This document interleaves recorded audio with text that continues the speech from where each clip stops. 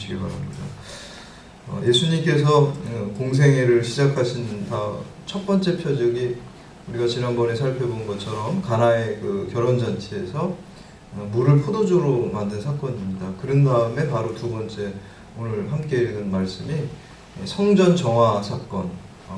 그러니까 성전 우리가 숙정 사건이라고도 이렇게 얘기를 하는데, 이거는 요한복음뿐만 아니라 마태, 마가, 누가 우리가 공관복음이라고 하는데 여기에도 다 나오고 있습니다. 그러나 다른 사건입니다. 요한복음의 사건과.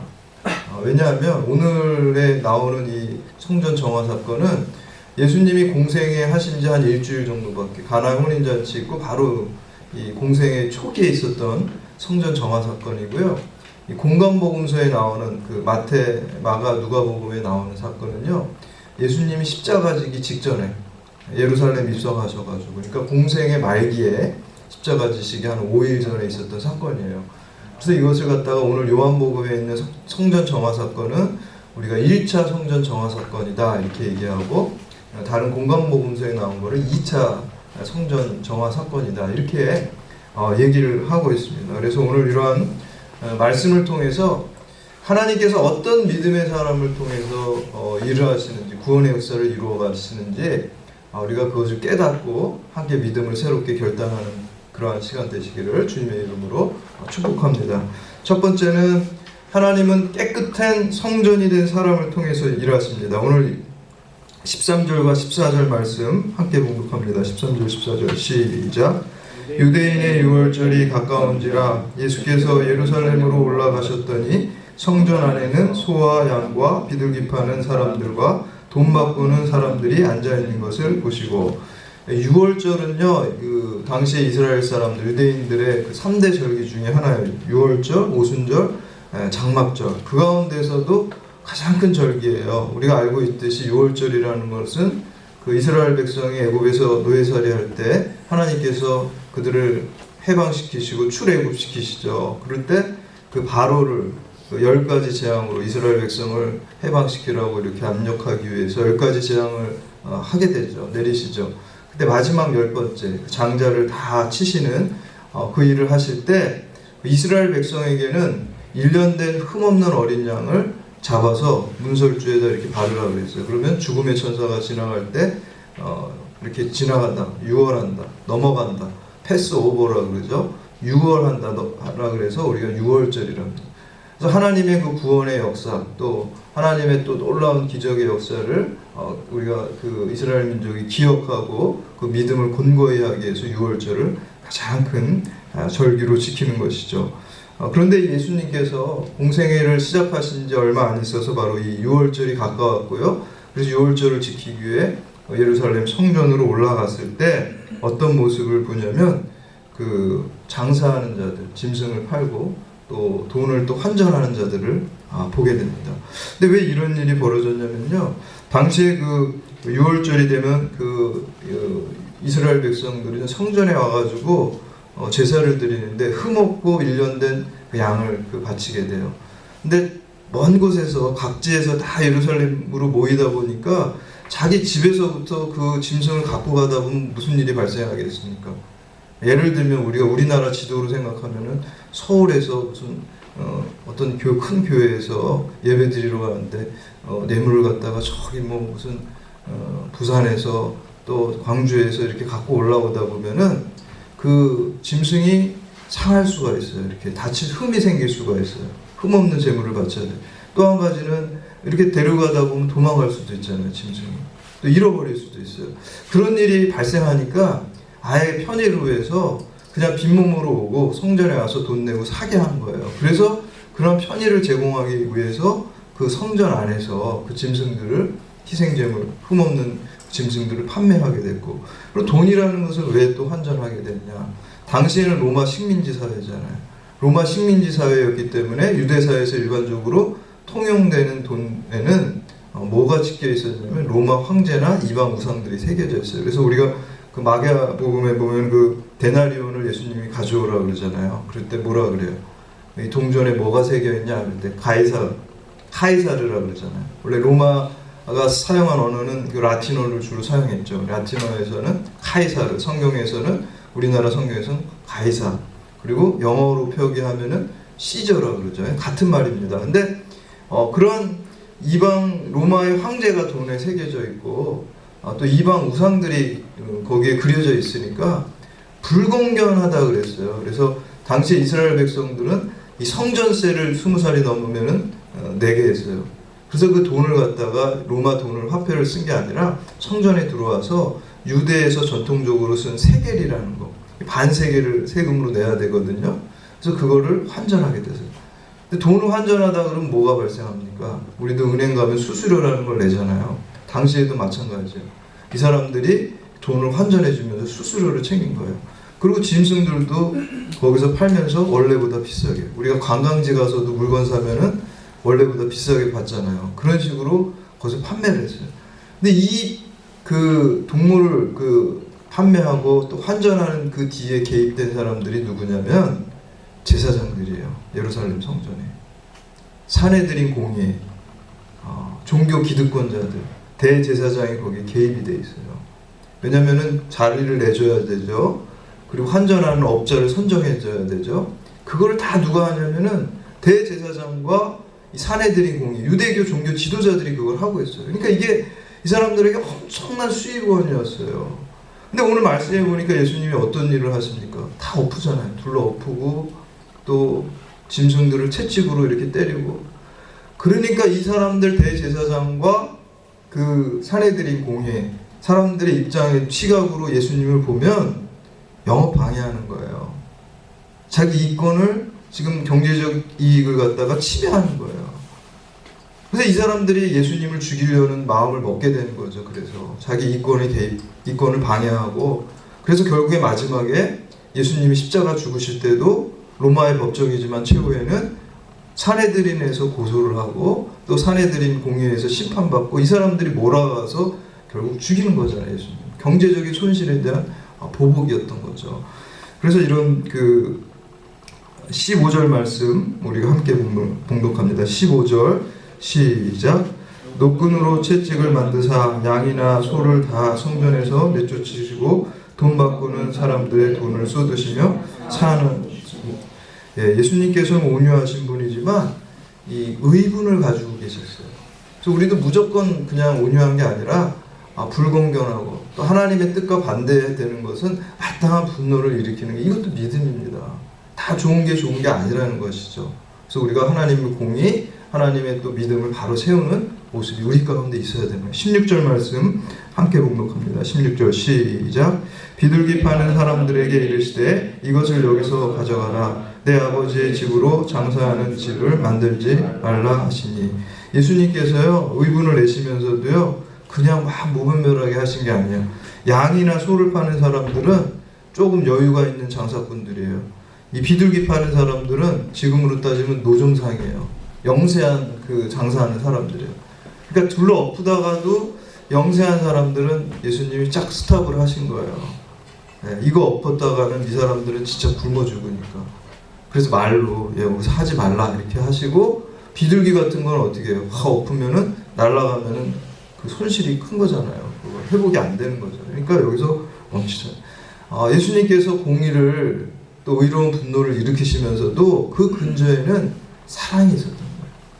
우리가 정의를 부르짖을 때 자칫하면 사랑을 잃어버릴 수가 있어요. 그렇게 되면 안 된다는 거예요. 사랑이 먼저 있고 거기에 그 사랑을 밑바탕으로 해서 우리가 공의를 세워나가는 것이 바른 그 정의가 되는 것이죠.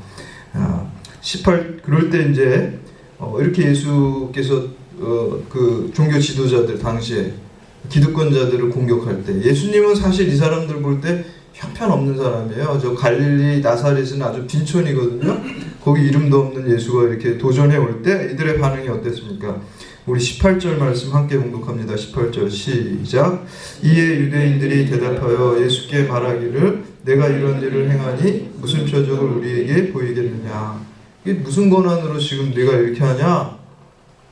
굉장히 지금 불쾌해가지고 따지고 묻는 거예요. 그래서 19절에서 20절 말씀 함께 봉독합니다. 19절에서 20절 시작. 예수께서 대답하여 이르시되 너희가 이 성전을 헐라 내가 사흘 동안에 일으키리라. 유대인들이 이르되 이 성전을 46년 동안에 지었건을 내가 3일 동안에 일으키겠느냐 하더라. 아멘. 예루살렘 성전은요, 이스라엘 역사상 3번의 건축과 3번의 파괴가 있었어요. 1차 예루살렘 제1차 성전은 뭡니까? 무슨 성전이죠? 솔로몬이 졌죠. 다윗이 준비해놓고. 그래서 솔로몬 성전이라고 이렇게 별칭을 가지고 있어요. 근데 이제 그 바벨론 느부갓네살에 의해서 다 그게 무너지잖아요. 폐허가 되잖아요. 근데 두 번째 성전 재건한 사람이 뭡니까? 수룹바벨이라고 그러죠. 수룹바벨과 또 이제 예수아라는 종교. 수룹바벨은 유대 총독인 그 정치 지도자예요. 근데 이 성경에 보면요, 이 성전을 다시 세울 때 영적인 지도자, 대제사장과 또 유대 총독, 정치 지도자가 둘이 합력해서 제2성전을 재건하는 것을 볼 수가 있어요. 저는 이 말씀 묵상하면서요, 우리 지금 경찰대학 교회가 이 아산으로 이렇게 옮겨져 왔잖아요. 여기서 이 교회가 다시 재건하고 세워져야 되는 거죠. 용인에서 그동안 세웠는데 이곳에 새로 이사 와서 세울 때 두 가지 차원에서 세워져야 된다고 생각합니다. 하나는 내적인 차원, 영적인 차원이고요. 또 하나는 외적인, 환경적인 차원, 두 가지가 다 세워져야 된다고 합니다. 그래서 우리가 말씀과 기도로 여기 이 아산에서 기도로 세워줘야 되고, 제가 아침에 출근하다 보니까 우리 노상근 직원 여기 와서 아주 신실하게 기도하고 있더라고요. 기도로 이게 세워지는 거예요. 그것도 내적으로 세워지는 거예요. 네. 저도 은혜 받았어요. 이렇게 열심히 여기 와서 여러분들 항상 열려 있으니까 와서 기도하고 예배 드리세요. 지금 예배 드리는 게 이게 지금 세워지는 거예요. 지금 이것도 내적으로, 영적으로 세워지는 겁니다. 많이 오셔서 예배하시고 찬양하고 기도할 때 내적으로 세워지고, 두 번째는요, 환경적으로 또 세워져야 돼요. 그래서 우리 직원들이 막 우리 회장님도 도와주시고 그러는데 막 여기 뭐 하고 그러는 거, 또 이제 여기 프로젝트도 해야 되고, 재단에 또 카페트도 해야 되고, 이런 것들도 다 세워주는 거예요. 외적으로 이렇게 세워질 때. 그리고 또 한 가지 그 2차 성전 재건하는 걸 통해서 우리가 알 수 있는 건요, 영적인 지도자와 또 세상적인 지도자, 평신도 지도자가 합력해서 세웠다는 거예요. 그래서 수룹바벨이라는 거는 세상적인 지도자거든요. 참 여러분이 굉장히 중요합니다. 우리가 이 교회를 세우는데 목회자 혼자 세우는 것도 아니고요, 평신도 혼자 세우는 것도 아닙니다. 다 목회자와 평신도, 세상적인 지도자들이 합력해서 제2의 성전, 수룹바벨 성전을 세운 것이죠. 성전을 재건한 것처럼 우리 교회도 그렇게 세워지기를 바랍니다. 그리고 그렇게 해서 그 성전이 그 해파되고 파손됐어요. 그럴 때 제3의 성전은, 오늘 말씀에 나온 이 성전이 제3의 성전입니다. 그래서 이 제3의 성전이 그 헤롯 성전이라고 그럽니다. 헤롯 성전. 이 헤롯 성전은요, 헤롯이라는 사람이 그 로마 시대에 그 유대 그 왕으로 이렇게 임명이 되죠. 로마에 의해서. 근데 이제 이 헤롯은 컴플렉스가 있어요. 정통 유대인이 아니에요. 사실 이두메 사람이라고 하는데 에돔 족속 출신이거든요. 그러니까 에서의 후예잖아요. 그러니까 이 컴플렉스가 조금 있어요. 유대 왕이면서. 그래서 항상 불안해했고, 그래서 이 유대 사람들의 환심을 사기 위해서 이 수룹바벨 성전이 많이 회파됐는데 성전 건축을 한 거예요. 오늘 본문에 예수님이 여기 담거했던 성전이 바로 이 헤롯 성전이에요. 이거는 나중에 그 AD 70년에 티토스라고 로마 장군에 의해서 완전히 다 회파되죠. 지금 제 헤롯 성전도 회파되고, 지금 뭐 서쪽 벽만 있고, 지금은 뭐가 있습니까? 예루살렘 성전에 이슬람 모스크 같은 게 지금 서 있잖아요. 지금 이렇게 3번의 건축과 3번의 회파에 의해서 됐는데, 이때 이 성전을 46년 동안 지금 지었다라고 얘기하고 있습니다. 46년 동안 지었는데 어떻게 너가 이걸 다시 세우냐라고 했을 때, 예수님께서 이 성전의 의미가 뭐였습니까? 우리 21절 말씀 함께 공독합니다. 21절 시작. 그러나 예수는 성전된 자기 육체를 가리켜 말씀하신 것이다. 예수님께서는 성전의 본질을 얘기했지만 이 유대인들은 외적인 것만 신경을 쓰니까 이 대화가 평행선을 달렸다라는 것입니다. 여러분, 아까 우리 이 교회도 내적으로 외적으로 세워져야 된다 그랬지만, 더 중요한 거는 내적으로 세워지는 거예요. 더 본질적인 건 사실은 말씀과 예배로 우리가 마음이, 심령이 성령 충만하게 하나님 앞에 나아가는 게 더 중요한 거예요. 그리고 외적인 게 그 다음에 2차적으로 또 세워질 때 우리가 내적인 영적인 생활을 더 편안하게 더 잘할 수 있는 것이죠. 그래서 중요합니다. 그래서 사도 바울이 고린도전서 3장 16절에서 성도에 대해서 뭐라고 그럽니까?